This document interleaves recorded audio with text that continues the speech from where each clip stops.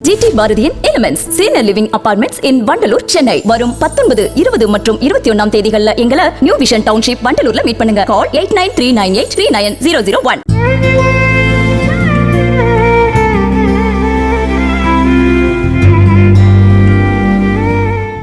லக்ஷ்மீநாத சமாரம்பாம் நாதயாமன மத்தியமா அஸ்மத் ஆச்சாரிய பர்யந்தாம் வந்தே குரு பரம்பரா.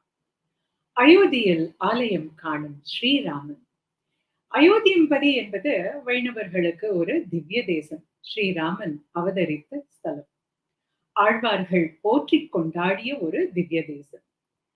ஆண்டாள் நாச்சியார் கண்ணனுக்காகவே விரதம் இருந்து கண்ணனுக்காகவே நோன்பு நோற்றவள்.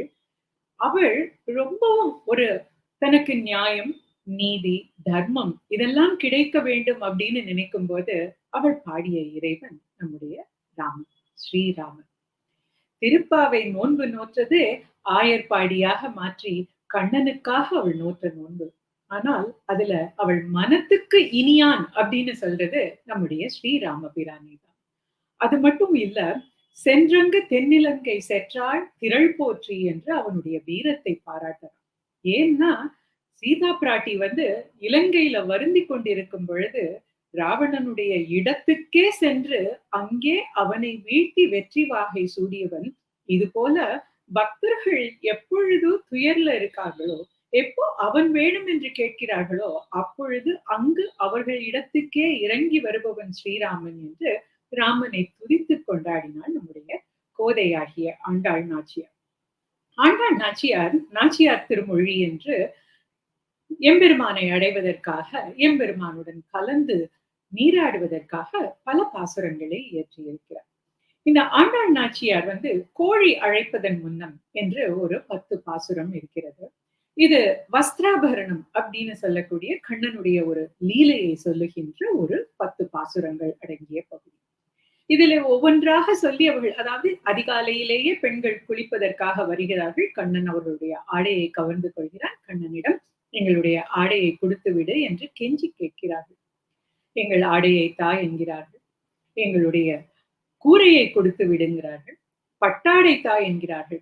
இப்படி கண்ணனிடம் கேட்கும் பொழுது அவன் இறங்கவில்லை. அப்படிங்கிறப்போ அவர்கள் ஆண்டாள் நாச்சியார் அழைப்பது யாரை என்றால், வில்லால் இலங்கை அழித்தாய், நீ தரமாட்டியா? இலங்கையே அழித்தாயே ஒரு பெண்ணுக்காக, இந்த பெண்ணுக்கு இறங்க மாட்டாயா என்று ராமனை குறிப்பிட்டு கேட்கிறார். பட்டாடை பணித்தருள்வாய் என்று கேட்கும் பொழுதும், வில்லாய் இலங்கை அழித்தாய், இலங்கை அழித்த பிரான் நீ எங்களுக்கு அருள்வாய், உனக்கு கருணை உண்டே, இரக்கமேல் ஒன்றுமில்லாதாய் என்று கண்ணனை சொல்லிவிட்டு இலங்கை அழித்த பிரான் என்று ராமனை சொல்லி கேட்கிறார் ஆண்டாள் நாச்சியார். எங்கெல்லாம் நீதி, நேர்மை, நியாயம், தர்மம், கடமை இவையெல்லாம் வருகிறதோ அங்கே சொல்லப்படுகின்ற உதாரண புருஷன் நம்முடைய ஸ்ரீராமன். இதனால்தான் நம்மாழ்வார் கற்பார் ராமபிரானை அல்லால் மற்றும் கற்பரோ என்றார். இந்த கற்பார் ராமபிரானை அல்லால் மற்றும் கற்பரோக்கு பல பொருள், ஆழமான சில கருத்துக்களும் இருக்கு. கற்பார் ராமபிரானை அல்லால், ஒருவர் கல்வி கற்கும் பொழுது அவர்கள் கற்க வேண்டிய முக்கியமான பொருள், முக்கியமாக தெரிந்து கொள்ள வேண்டிய நீதி, வாழ்க்கை முறை இவற்றையெல்லாம் யாரிடம் இருந்து கற்க வேண்டும் என்றால் ஸ்ரீராமபிரானிடம் இருந்து கற்க வேண்டும் என்கிறார். இதற்கு ஒரு முந்தைய 10 பாசுரம் இருக்கிறது. அதில் முடிக்கும் பொழுது ஒவ்வொரு பாசுரமும் ஒவ்வொரு 10 முடிக்கும் பொழுது பரஸ்துதி, அதனால் என்ன பலன் அப்படின்னு சொல்வது வழக்கம். நம்மாழ்வார் இதற்கு முந்தைய 10 பாசுரங்களை சொல்லும் பொழுது அந்த 10 பாசுரங்களை கற்பவர்களுக்கு வென்றி தரும் 10 மேவி கற்பார்க்கே என்று அதை முடிவு செய்வார். வென்றி தரும் 10 மேவி கற்பார்க்கே. இந்த 10 பாசுரங்களை படிப்பவர்களுக்கு, கற்பவர்களுக்கு வெற்றி உண்டாகும் என்பார். அந்த வெற்றி என்ன அப்படின்னா, கற்பார் ராமபிரானை அல்லால் மற்றும் கற்பரும், கற்றலுக்கும் வெற்றி வேண்டும். அப்படி கற்கும் பொழுது கற்கின்ற பொருள் நமக்கு வெற்றியை தருவதாக இருக்க வேண்டும், நம்முடைய வாழ்க்கைக்கு பயனளிப்பதாக இருக்க வேண்டும். அப்படி நாம் கற்க வேண்டிய பொருள் யாரு என்றால் இந்த ராமபிரான். இப்படி ஆழ்வார்கள் குதித்து கொண்டாடிய இந்த ராமனுடைய நாமத்தை கம்பநாட்டாழ்வான் அழகாக கம்ப ராமாயணமாக, ராம காதையாக, ராமாவதாரமாக ரொம்ப அழகாக நமக்காக வடித்து தந்திருக்கிறார் இந்த ராம காதையை. இந்த எங்கெங்கெல்லாம் நாம நீதி நேர்மை சொல்லுகிறோமோ அங்கு ராமன் ஒரு உதாரண புருஷன் என்று. ராமாயணத்திலிருந்து ஒரு சிறிய காட்சியை எடுத்து அவனுடைய நீதி எப்பேற்பட்டது அப்படின்னு தெரிந்து கொள்ளலாம். இலங்கைக்கு பாலம் அமைத்து ராமன் தன்னுடைய வானர சேனையோடு இலங்கையை சென்றடைகிறார். அப்படி அந்த சென்று அடைந்த இடத்திலே அடுத்ததாக நாம் செய்ய வேண்டியது என்ன என்று ஒரு கலந்து ஆய்வு ஒன்று நடக்கிறது. முதலாவதாக இவர்கள் அந்த கோட்டையை சுற்றி பார்க்கிறார்கள். கோட்டையிலிருந்து ராவணனும் பார்க்கிறான். ராவணன் பார்த்துட்டு எதுவுமே சொல்லாம அவன் அரண்மனைக்குள்ள போயிடுறான். அடடா, இவன் என்ன வீரன், நாம இவ்வளவே வந்திருக்கோம், நம்மளை எட்டி பார்க்கலையே என்று நினைத்துக் கொள்கிறார்கள். ராமன் இங்கே ஒரு கூட்டம் நடத்துகிறார். இந்த கூட்டத்திலே விபீஷணன், ராமன், லக்ஷ்மணன், சுக்ரீவன், வாலி, அங்கதன், ஜாம்பவான் இவர்கள் எல்லோரும் கலந்து கொள்கிறார்கள். இந்த கூட்டம் நடந்து கொண்டே இருக்கிறது. அடுத்த கட்ட நடவடிக்கை என்ன என்று பேசுகிறார்கள். ராமன் சொல்கிறான், தூதுவர் ஒருவரை நாம் அனுப்பலாம் என்று.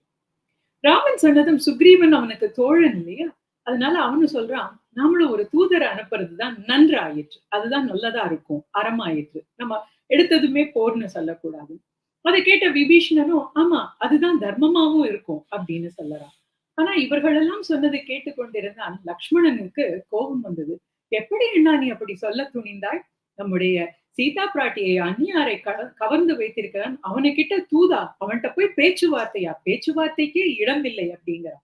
அப்படி சொன்ன போதும் ராமன் அதற்கு இறங்கியதாக தெரியவில்லை. இந்த இடத்துலயே நமக்கு ஒரு உதாரணம் இருக்கு. ராமன் தான் மட்டும் முடிவெடுக்கல, தான் ஒரு கருத்தை முன்வைத்து மற்றவர்களுடைய அபிப்பிராயம் என்னன்னு கேட்கிறான். அதுதான் அவனுடைய முடியாட்சி மக்களாட்சியாக இருந்ததோட ஒரு சிறப்பு. இப்போ சகோதரன் இந்த கருத்தை சொல்றான், அண்ணா அப்படியே நம்ம ஒரு தூதுவனை அனுப்புறோம்னு வைத்துக் கொள்வோம். அப்படி தூதுவன் போயிட்டான். அந்த தூதுவன் தன்னுடைய பேச்சு சாதுரியத்தினால ராவணனுடைய மனதை மாற்றி விடுகிறான். அப்ப ராவணன் உன்னிடம் சரணாகதி அடைகிறான் அப்படின்னு வைத்துக் கொள்வோம். அப்போ நாம என்ன செய்ய? இந்த ராஜ்யம் இலங்கையை ராவணனுக்கு விட்டு கொடுக்க வேண்டும். சரணாகதி அடைஞ்சிட்டான்னா போர் இல்ல, அதுக்கப்புறம் ஒண்ணுமே இல்ல. நீ அன்னைக்கே விபீஷணனுக்கு வாக்கு கொடுத்தியே இந்த ராஜ்யம் உனக்குன்னு, அந்த வாக்கு நீ எப்படி காப்பாற்றுவேன்னு கேட்கும் பொழுது ராமன் சொல்கிறானா, அப்படி ஒரு கால் ராவணன் சரணடைந்து இந்த இலங்கை அவனுடையதானால் அயோத்தியை நாம் விபீஷணனுக்கு கொடுப்போம் அப்படின்னா, நாம் கொடுத்த வாக்கு என்னைக்குமே வாக்காதான் இருக்கும், அதை மாற மாட்டோம் என்று சொல்கிறான் ராமன். இப்படி எந்த இடத்தில் அது குகனோடு இருக்கின்ற நட்பாக இருக்கட்டும், இல்ல வாலி சுக்ரீவனிடையே நடத்துகின்ற அந்த காட்சியாக இருக்கட்டும், ராமாயணம் முழுவதும் ராமன் ஒரு உதாரண புருஷனாக, அவன் நடத்தும் முடியாட்சி மக்களாட்சியாகவே இருந்து இருக்கிறது. இதனாலதான் வால்மீகி சொல்லும் பொழுது கூட பாட்டியே கேயேச்ச மதுரம் அப்படின்னு சொல்வார். நீங்க பாடினாலும் சரி, அதனை வாசித்தாலும், அதாவது செய்யுளாக சொன்னாலும் சரி, அதை கீதமாக பாடினாலும் சரி, வாசித்தாலும் சரி, எப்படி சொன்னாலும் மதுரமாக இருக்கக்கூடியது ராமநாமமும் ராம காதையும் அப்படின்றாங்க. அதனாலதான் நம்முடைய வாழ்க்கை முறையில பார்த்தா எப்பெல்லாம் நம்ம ஒரு சான்றாக உதாரணமாக ஒண்ணு சொல்லணுமோ அப்பொழுதெல்லாம் உதாரணமாக நாம காட்டக்கூடியவன் ராமன். நல்லாட்சி ராமராஜ்யம், நல்ல புதல்வன் ராமனை போன்ற புதல்வன், நல்ல சகோதரனாலே ராமலக்ஷ்மண பரத சத்ருக்னன் என்று சொல்லுகின்ற ஒரு மரபு, எல்லாவற்றிற்கும் உதாரணமாக தந்தை சொல்லை கேட்பவனாக, தாய் சொல்லை தட்டாதவனாக, நல்ல தலைவனாக, நல்ல அரசாட்சி செய்பவனாக, எல்லாவற்றுக்கும் சான்றாக திகழ்பவன் நம்முடைய ராமபிரான். நம்முடைய தமிழ் மண்ணுக்கே மரபுக்கே உள்ள ஒரு சிறப்பு என்னன்னா, எல்லாருமே ராமனை நம்மில் ஒருவராக நினைத்து கொண்டு அவனுக்கு இடம் காணுந்தோறும் கோவில் எழுப்பி அங்கே அவனை வழிபட்டு வருவது. மற்ற இடங்களிலே, மற்ற மொழிகளிலே எப்படியெல்லாம் அவன் பேரை அழைத்தாலும் நாம தமிழ்ல அவனை ராமசாமியாகத்தான் ரொம்பவே அழகாக பாராட்டி வருகிறோம். அவனுடைய கோவில் எல்லாமே ராமசாமியினுடைய கோவிலாக தான் இருக்கிறது. நீங்கள் அதிகமான பேருக்கு பேரு கூட ராமசாமியாக இருக்கிறது. ஏனால் அவன் நம்முடைய இருக்கின்ற ஒரு சாமியாக நாம் ஆதரித்து வருகின்றோம், அவனை வழிபட்டு வருகின்றோம். அப்படி நம்முடைய கலந்தவன் தான் ராமன். நீங்க காலங்காலமாக எந்த வீட்டுல குழந்தை இரட்டையர்களாக பிறந்தாலும் முதலாவதாக அவர்களுக்கு வைக்கின்ற பெயர் ராம லக்ஷ்மணர் என்று நம்மோடு ஒன்றி போன ஒரு பெயர் இது. ஆலயங்கள் அமைத்தது மட்டுமில்லாம நாம ஒவ்வொரு ஊரிலுமே எப்படியாவது ராமாயணத்தோட தொடர்பு படுத்திக் கொள்ளணும் அப்படிங்கிற பேரவா நமக்கு உண்டு. இத பல ஊர்கள்ல பல கதைகளை நாம கேட்டிருக்கு. நான் சார்ந்த ஊரில வருகின்ற அந்த பகுதியில இருக்கக்கூடிய ராமாயணம் தொடர்புடைய சில பகுதிகளை பற்றி நான் உங்களுக்கு சொல்லுறேன். எங்கள் பகுதியிலே தென்திருப்பேரை என்ற ஒரு ஊர், இதனை அடுத்த ஊர் குரங்கணி. இந்த குரங்கணியில கோவில் கொண்டிருப்பவளுடைய பெயர் முத்துமாலை அம்மன்.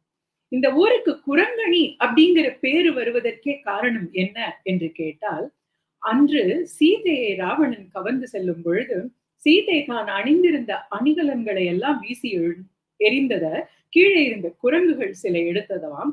அந்த குரங்குகள் அதை அணிந்து கொண்டதாம். அப்படி அவை அணிந்து கொண்ட அந்த இடம் குரங்கணி.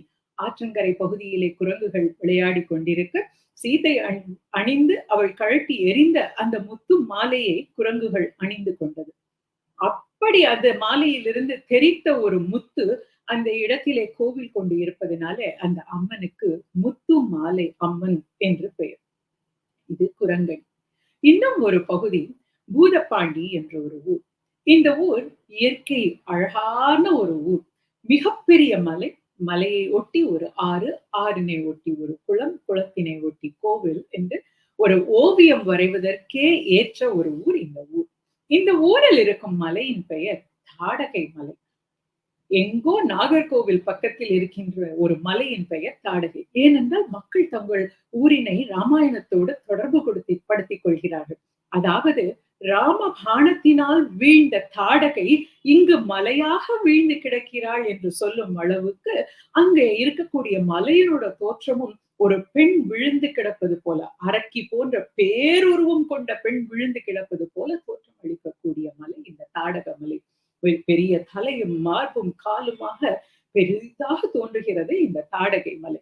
இந்த தாடகை மலை அவ்வளவு பெரிசாக இருக்கு. கம்பன் சொல்லுவது போலவே தோணும். எப்படி ராமபிரான் அவனுடைய பானம் செலுத்திய பொழுது இந்த அலையுருவி, மண்ணுருவி, மரமுருவி, மலையுருவிற்று ஒரு வாழி என்று சொல்லுவான். அதாவது ஜனகனுக்கு ராமனை அறிமுகம் செய்யும் பொழுது அவன் சொல்கின்ற வார்த்தை, ராமன் ஒரு வானம் விட்டான். அந்த வானம் என்ன செஞ்சது அப்படின்னா அவளுடைய உடலை உருவி அந்த அம்பானது அங்கே இருக்கக்கூடிய மரத்தினை உருவி, மலையை உருவி, மண்ணினை உருவி கீழே வீழ்ந்தது அப்படின்னு சொல்லுவான். அப்படிப்பட்ட பேருருவமாக இருப்பாள் இந்த தாடகை. இந்த தாடகை வதம் நடந்ததுக்கு பக்கத்துல இருக்கக்கூடிய ஒரு ஊரின் பெயர் வில்லுக்குரி ஆர் வில்லுக்கீரி. இந்த வில்லுக்குரியினுடைய பெயர் ஏன் அப்படி வந்தது என்றால், இந்த இடத்திலிருந்துதான் ராமன் குறிபார்த்து வில்லினை விட்டான் அப்படிங்கிறதுனால இந்த ஊருக்கு இந்த பெயர். இது மட்டுமா, பக்கத்திலேயே ஒரு ஊருக்கு தெரிசரம் கோப்பு என்று பெயர். அதாவது தரிசனம் கோப்பு என்று இன்று அழைக்கப்படுகிறது. ஏன் தெரிந்து எடுத்த அந்த சரங்களை ராமன் எய்ய அவை கோப்பாக விழுந்தது. கோப்பு என்றால் ஆங்கிலத்தில் நம்ம ஃபைல்னு சொல்றோம் இல்லையா, அதாவது ஒன்றின் மேல் ஒன்றாக அடுக்கடுக்காக அவை விழுந்ததாம். தெரி சரம் கோப்பு, தெரிந்தெடுத்த சரங்கள், அவன் விட்ட சரங்கள் கோப்பாக படிந்த இடம் இந்த இடம் தெரிசரம் கோப்பு. புள்ளம்பூதங்குடி என்ற ஒரு ஊரிலே ஜடாயு விழுந்ததாக சொல்லுவார். இப்படி ஒவ்வொரு ஊரும் நீங்க எந்த இடத்தை பார்த்தாலும் ராமன் இங்குதான் வந்தான். நாம் கம்பனை படிக்கும் பொழுதே ரொம்ப அழகாக தெரியும், பொதிகை மலையிலே அகத்தியனை பார்க்க வந்தான்னு. இப்படி இவர்கள் வந்த இடமாக இருக்கு. ஆனாலும் நம்ம மக்களுடைய அபிப்பிராயத்திலே பல ஆயிரம் ஆண்டுகளாக, 100 ஆண்டுகளாக நாம் ராமன் இங்கு வந்தான், ராமனும் சீதையும் இங்கு வந்தார்கள், அல்லது அனுமான் இங்கு வந்தான் என்று ராமாயணத்தோடு தொடர்பு படுத்தி கொண்டு நம் வாழ்க்கையிலே அதை ஒரு அங்கமாக கொண்டு வாழ்பவர்தான் நம்முடைய கலாச்சாரமாக, நம்முடைய வாழ்க்கை முறையாக கொண்டிருக்கிறோம். ஏனென்றால் ராமன் போன்று நாம் வாழ வேண்டும் என்பதற்காக, ராமன் போன்ற உதாரண புருஷனாக வாழ வேண்டும் என்பதற்காக. மிக பழமையான கலையாக நாம் பல பாடல்கள், பல இலக்கியங்கள், பல படைப்புகள்ல ராமனை கொண்டு பாடியிருக்கிறார்கள். நம்முடைய மிகப்பெரிய பழம்பெரும் கலையான இந்த தெருக்கூத்துகளில், பல தெருவிலே பாடுகின்ற பாடல்களில் கூட அதிகமாக பாடப்படுபவன் ராமன் தான். திருமணங்களிலே பாடப்படுகின்ற பாடல் ராமனுடைய பாடல் தான். இந்த தெருக்கூத்திலே ராமனாக அபிநயம் செய்பவருக்கு ஊரிலே அவ்வளவு பெரிய மரியாதை இருக்கும். அவரும் நல்லவராக, வல்லவராக, உத்தமராக இருப்பார். அதற்காக அவர் சில விரதங்களை எல்லாம் மேற்கொண்டு அந்த வேஷத்தினை கட்டி அந்த வேஷத்திலே அவர் காட்சியிலே தோன்றுவார் என்று கூட சொல்லுவார்கள். நாம் பல பகுதிகளிலே இந்த ராமகாதையை கேட்டிருக்கிறோம்.